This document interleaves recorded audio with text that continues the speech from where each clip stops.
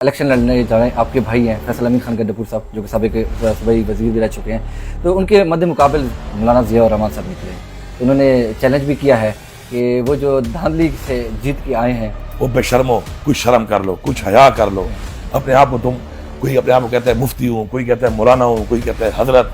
अब ऐसा कर लो, मौलाना साहब सारे हल्के पे हर पोलिंग पे कैमरा लगा लेते हैं। मुझे पता है अगर ये करेगा इसको इससे भी बुरी शिकायत पड़ेगी। मैं अभी भी चैलेंज करता हूँ, कैमरे मैं सारे लगा लेता हूँ, अगर फिर भी तुम हार गए तो तुम कहते हो तुम्हारे घर 35 लाख के 3.5 करोड़ में घर मेरे हो गए। धांधली की बातें ये करें। हाँ मौलाना साहब, ये बात है, आपको पीडीएम वालों ने एक बहुत ही बड़ा लॉलीपॉप दिया है, तुमने हमें छोड़ा भी नहीं, उससे बुरी शिकायत दी है। रिजल्ट देख रहे हैं। उन्होंने कहा भी था कि जमीन गर्म करेंगे आपके लिए। समझ नहीं आती कि ठंडी सही पई है कि गर्म सही पई है। तो आ जाओ, मुकाबला करो, अवाम में मुकाबला करो। मैं तो पहले उम्मीदवार नहीं मिल रहा था, मुझे नहीं लगता ये पहले से ये शोर मचाएगा, पहले से कह रहे हैं धांधली। ईद के बाद उन्हें कहा दमादम मस्जिद अंदर होगा रोड पे। मौलाना साहब जो है वो भी एहतजाज करेगा, हक के लिए आवाज उठेगा। मैंने कहा मौलाना साहब आप शौक पूरा कर लो। देखिए मैं जो बात कर रहा हूँ ना, उससे मेरी आप बातों पर यकीन मत करो। आप मेरी तारीफ देखो, कोई कमीशन चाहिए, गरीब हो गए हो, मेरी शुक्र है बापदारी बहुत ज्यादा है, थोड़ा मुझसे ले लो, लेकिन कम अज कम हक और सच की बात कर लो। सियासत में इस्लाम को बदनाम कर रहे हैं, ये उनमें से मौलाना टॉप पे है। उन्होंने आपके खिलाफ यह है वो एक एप्लीकेशन भी दी है इलेक्शन कमीशन को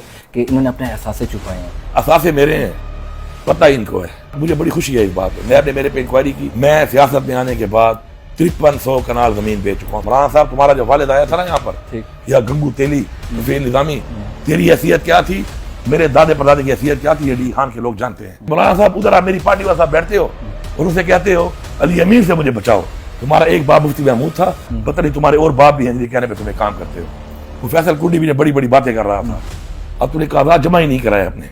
ये तुम्हारी हैसियत रह गई है कि जिस हल्के पे तुम बड़ा बरबला कहते थे कि मैं इस हल्के से डिप्टी स्पीकर बना हूँ, और आप आते आते तुम यहाँ तक आ चुके हो कि तुम तहसील मेयर तक भी हार चुके हो। वो अगर बगले बटेरिया निकल, तुम मैदान छोड़ के नस गए हैं, उनसे तो नस गए हैं, बगला बटेरा नस गया है उनका। आप मुकाबला कर, 1.25 साल से उम्मीदवार मफरूर है, लोग उसको देख ही नहीं रहे, लोग उसको सुन ही नहीं रहे।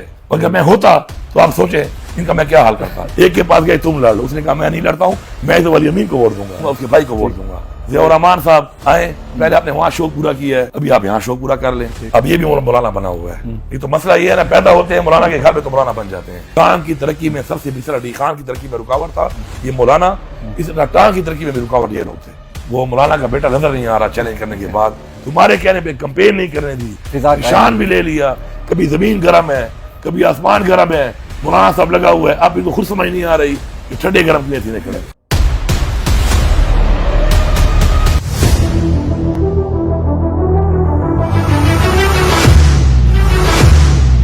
NA44 पे इलेक्शन लड़ने जा रहे हैं, आपके भाई हैं फैसल अमीन खान गड्ढापुर साहब, जो कि साबिक सूबाई वजीर भी रह चुके हैं। तो उनके मद्दे मुकाबले मौलाना ज़िया और रहमान साहब निकले। तो उन्होंने चैलेंज भी किया है कि वो जो धांधली से जीत के आए हैं, इंशाल्लाह इस इलेक्शन में हम इनको दिखाएंगे कि हम कैसे इनको शिकस्त देते हैं। मैं वैसे एक बात करूंगा इस पे, कोई निहायत ही कोई बेशरम, कोई ढीठ आदमी वो होगा जो ये कहेगा कि हमने धांधली की है।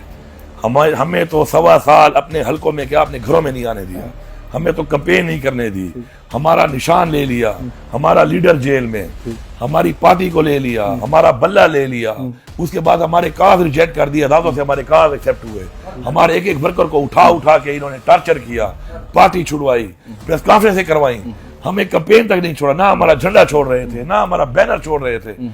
उसके बाद मैंडेट हमारा चोरी हुआ और ये कह रहे हैं कि धांधली हमने की है। वो बेशर्मो, कुछ शर्म कर लो, कुछ हया कर लो। अपने आप को तुम, कोई अपने आप को कहता है मुफ्ती हूँ, कोई कहता है मौलाना हूँ, कोई कहता है हजरत। अपने अमाल तुम्हारे ये हैं कि तुम सारा दिन झूठ बोलते हो। अब ऐसा कर लो मौलाना साहब, एक शौक पूरा कर लो, मैं पैसे भरता हूँ और आप भी भर लो, आपने तो बहुत कमाए हुए हैं। ऐसा कि सारे हल्के पे हर पोलिंग पे कैमरा लगा लेते हैं, आधे पैसे आप भरो, आधे पैसे मैं भरता हूँ, कैमरे लगा के इलेक्शन कर लेते हैं। लेकिन ये नहीं करेगा, क्योंकि तो पता है अगर ये करेगा इसको इससे भी बुरी शिकायत पड़ेगी। मैं अभी भी चैलेंज करता हूँ कि मौलाना साहब आप मेरा हल्का खुलवा लो जिसमें आप मुझसे हारे हैं। 20 से 25,000 वोट आपका जैली है, मैं दावा कर रहा हूँ यहाँ पर। अच्छा, आपका भी जैली है, MPA के हल्कों पे बाकी पार्टियों का भी जैली है। अगर ना निकले, मैं आपको कहता हूँ कि इन्होंने 10 से 15,000 वोट इनको जैली मिला है कि कितना डाल सके हैं वो डब्बों से निकलेगा। अब अच्छा, इनको मिला है, इन्होंने डाला है। मेरी पार्टी का इतना मैंडेट चोरी हुआ है कि मेरा 1,36,000 वाला बंदा 36 पे आ गया और 36,000 वाला इनका बंदा 1,36 पे चला गया। धांधली की बातें ये करें। हाँ मौलाना साहब, ये बात है, आपको पीडीएम वालों ने एक बहुत ही बड़ा लॉलीपॉप दिया है, आपको सदर पाकिस्तान बना रहे थे, आपने खड़े होकर दावा किया था, इतने बड़े आप कहते हैं कि पता नहीं कितने लाख आलमों का ये आलिम है, पता नहीं क्या है, कोई शर्म कर लो। आपने क्या कहा था कि इमरान खान की हुकूमत मैंने गिराई है, मेरे पास वो स्पीच आज ही पड़ी हुई है। और अभी आप खुद ही पहले कह रहे थे कि जी वो तो बाजवा साहब ने थे, पता नहीं DGSI ने गिराई है, कोई तो शर्म कर लो, फिर तुम माजरत कर रहे हो, फिर किसी और का नाम ले रहे हो। तो इतनी बड़ी बात ना किया करो, इतनी बड़ी बात फिर तुम बर्दाश्त या सह ना सको या सस्टेन ना कर सको या उस पर ठहर ना सको। हम आज इस लोग हैं, आज ही करते हैं, अवाम हमारे साथ है। हमने पहले कहा था मौलाना साहब पहले से बुरी शिकायत देंगे, तुमने हमें छोड़ा भी नहीं, उससे बुरी शिकायत दी है, रिजल्ट देख रहे आप। उन्होंने कहा भी था कि जमीन गर्म करेंगे आपके लिए। जमीन तो हमारे लिए गर्म कर रहा था, इसको तो समझ नहीं आ रही कि कभी इसके लिए ठंडी होती है, कभी गर्म होती है। ये तो फंसा पी है बीच, समझ नहीं आती कि ठंडी सही पई है कि गर्म सही पई है। तो आ जाओ, मुकाबला करो, अवाम में मुकाबला करो। मैं तो पहले उम्मीदवार नहीं मिल रहा था, ये उम्मीदवार ये इलेक्शन लड़ेगा, सही लड़ रहा है इलेक्शन, मुझे नहीं लगता ये पहले से ये शोर मचाएगा, पहले से कह रहे हैं धांधली। ईद के बाद उन्हें दमादम के अंदर होगा, रोडों पे कुछ नया करके दिखा रहे हैं, कुछ दूसरे तरीके से। ये सिर्फ केपी में नहीं होगा, पूरे पाकिस्तान में। अल्लाह करे, अपना रेट बढ़वा रहा है। अच्छा, मेरी पार्टी के लोग भी गए मौलाना साहब को मिलने के लिए, और मौलाना साहब से मुज़ाकरात कर रहे थे कि जी मौलाना साहब जो है वो भी एहतजाज करेगा और हक के लिए आवाज़ उठेगा। मैंने कहा मौलाना साहब आप शौक पूरा कर लो, मैं एतराज़ इसलिए नहीं करता, पार्टी पॉलिसी आप शौक पूरा कर लो। मैंने कहा ये आपके कंधे को इस्तेमाल करेगा, धूप रखेगा, अपना रेट लगवाएगा, रेट लगवाने के बाद फिर आपको छोड़ के फिर वहाँ बैठ जाएगा, ये इसकी तारीख है। लेकिन मुझे फिर भी पार्टी पॉलिसी अगर कहती है तो मैं उस पर एतराज़ नहीं कर रहा। मैंने कहा करो मुज़ाकरात, लेकिन आप उसका रेट बढ़वा रहे हो, वो रेट बढ़वा लेगा अपना और अपना काम निकाल लेगा, और वही होना है। मतलब है मौलाना का तारीख देखे, मैं जो बात कर रहा हूँ ना उससे मेरी आप बातों पर यकीन मत करो, आप मेरी तारीख देखो, मेरा माजी देखो, उसे अंदाजा लगाओ। तो मौलाना साहब तुमने तो यहाँ पे आके ये काम किया कि 96 करोड़ रुपए के मेरे टेंडर हुए थे, वो तो तुम्हें कोई तौफीक अल्लाह ना दे कि तुम किसी का काम करो। वो 96 करोड़ के मेरे टेंडर हुए 20 से 25% काम हुए थे, आप डी खान का मीडिया आपने खुद देखा, उनको कैंसिल करके उसी टेंडरों को 3.5 का करा के कमीशन जेब में मार के अब काम मैंने शुरू कराया है, दोबारा से स्टार्ट अब मैंने शुरू कराया है। तो तुम कमीशन खोर किस्म के आदमी हो, तुम अपना रेट लगवाते हो, अपना रेट लगवाओ, कोई कमीशन चाहिए, गरीब हो गए हो, मेरी शुक्र है बापदारी बहुत जायदाद है, थोड़ा मुझसे ले लो, लेकिन कम से कम हक और सच की बात कर लो।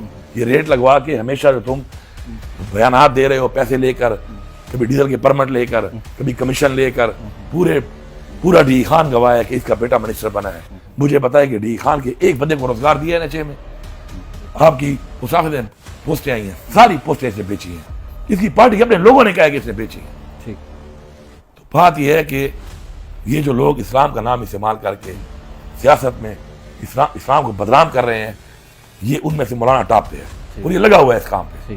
बाकी धांधली कैमरों के लिए आधे पैसे देता हूँ, पूरे पैसे भी देने को तैयार हूँ, चलो पूरे मैं दे देता हूँ, मैं कैमरे लगवा देता हूँ। लेकिन मौलाना साहब फिर एक शर्त है मेरी कि तुमने जो 8 बंगले बनाए हुए हैं ना, और तुम अपने आप को आलिम भी कहते हो, तो मौलाना पे हजरत भी कहते हो, तुमने इनका रेट लिखा हुआ है कागजों में 35 लाख, फिर 3.5 करोड़ में अगर तुम हार गए, ये बंगले 3.5 करोड़ मेरे में भेज देना, मैं खरीद दूंगा। ये कर लो, ये ऑफर आ गई। अब ये ऑफर तो है, 35 लाख के है ना, ठीक, कैमरे मैं सारे लगा लेता हूँ, ठीक है, कैमरा में बड़ी कास्ट आएगी, ठीक है, मैं कर लूंगा पूरे, चलो। ठीक, लेकिन अगर फिर भी तुम हार गए तो तुम कहते हो तुम्हारे घर 35 लाख के हैं, शुरकोट वाले, 3.5 करोड़ में घर मेरे हो गए, तुम इस पे हम ही भर लो, हाँ कर लो, इस तरह आ जाओ, कुछ तो करो, कुछ तो कर ले तू। ठीक हो गया। और मैं क्या कहूँगा। तो अब दूसरी बात ये आपने इससे मुझे याद आ गया कि उन्होंने आपके खिलाफ यह है वो एक एप्लीकेशन भी दिया इलेक्शन कमीशन को कि इन्होंने अपने एहसास छुपाए हैं, तो वो कौन से एहसास हैं, कुछ है सर? बात ये एहसास मेरे हैं, पता ही इनको है, ठीक है। मुझे बड़ी खुशी है इस बात पे, नैब ने मेरे पे इंक्वायरी की, मैंने कभी इस बात पे बात नहीं की, मैंने कहा अच्छी बात है करो इंक्वायरी, अल्हम्दुलिल्लाह, कहना नहीं चाहिए अल्हम्दुलिल्लाह, बाप दादे की चीज़ को बेचना अच्छी बात नहीं है, लेकिन मैं इसलिए कह रहा हूँ कि मैंने सियासत में इनकी रिपोर्ट के मुताबिक, नैब की रिपोर्ट के मुताबिक, डी खान की रिपोर्ट के मुताबिक, मैं सियासत में आने के बाद 5300 कनाल जमीन बेच चुका हूँ, 27 मुरब्बे। मौलाना साहब तुम्हारा जो वालिद आया था ना यहाँ पर, या गंगू तेली तफील निजामी, तेरा बाप क्या है मुझे पता है अच्छी तरह, तू बहुत बड़ी बड़ी बातें कर रहा था, मैं आज भी करता हूँ। तेरा बाप क्या था 30 साल पहले डी खान में लोग जानते हैं, मेरा दादा परदादा मेरा खरदादा क्या था वो भी डी खान के लोग जानते हैं, तेरी हैसियत क्या थी, मेरे दादे परदादे की हैसियत क्या थी, ये डी खान के लोग जानते हैं।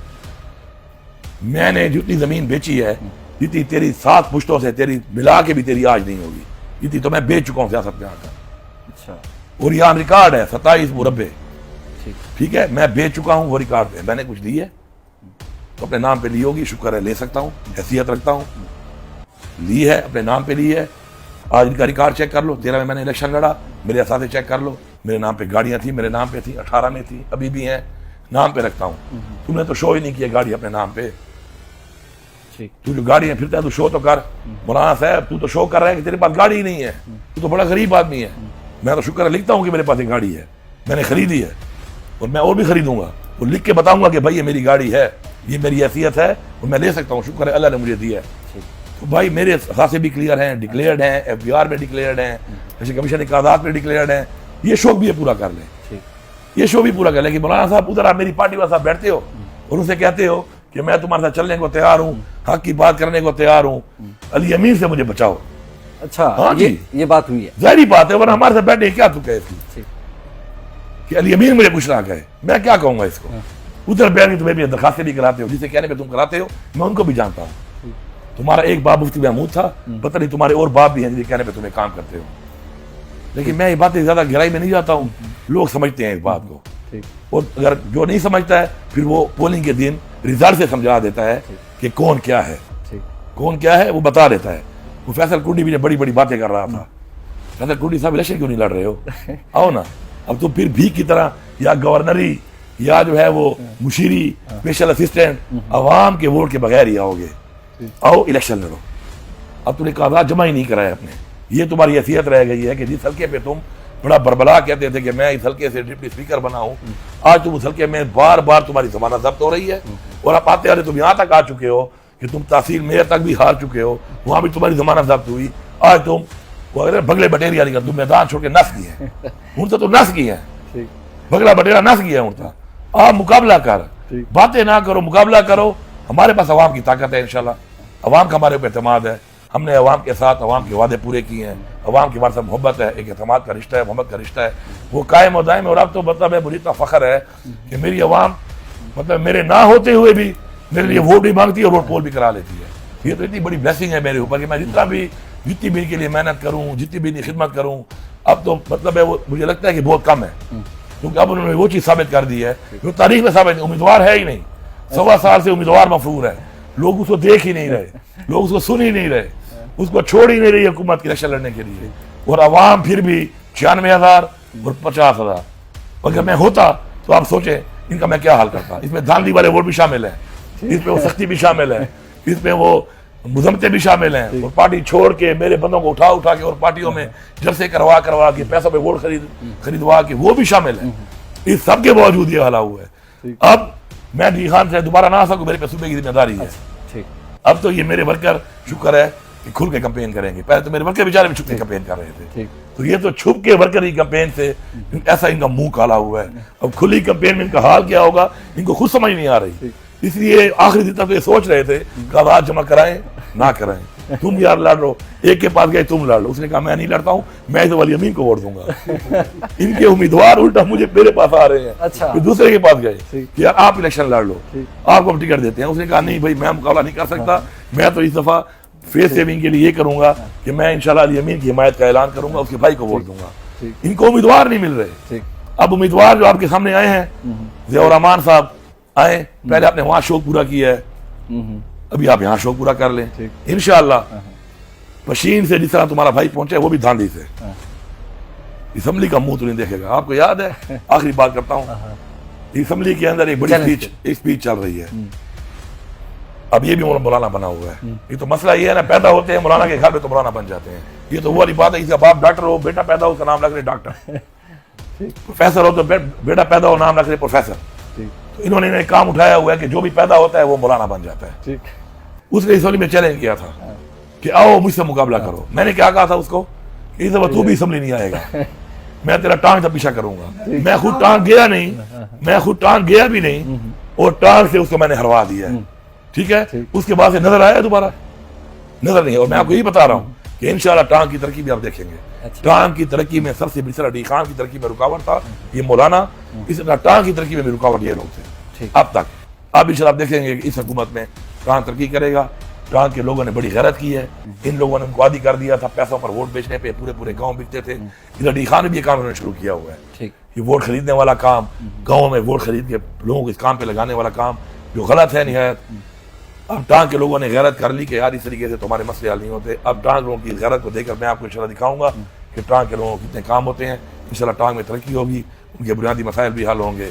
लेकिन वो मौलाना का बेटा नजर नहीं आ रहा चैलेंज करने के बाद, कि आपको शर्म हया तो कर ले, आके मुझसे माफी ही मांग ले कि मैंने चैलेंज किया था और आज मैं बाहर हो गया। और अगर ये कहे कि उससे धांधली हुई है तो फिर 2 चपेड़े कम से कम मार देना, उसके बाद है मेरे से पूछे बगैर लगा देना कि कम से कम तुम तो बदबख्त ये बात ना करो।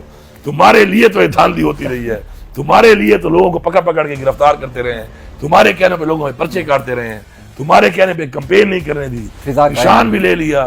कभी जमीन गर्म है, कभी आसमान गर्म है, मौलाना साहब लगा हुआ है। अब इनको खुद समझ नहीं आ रही कि ठंडे गर्म की वैसी निकले।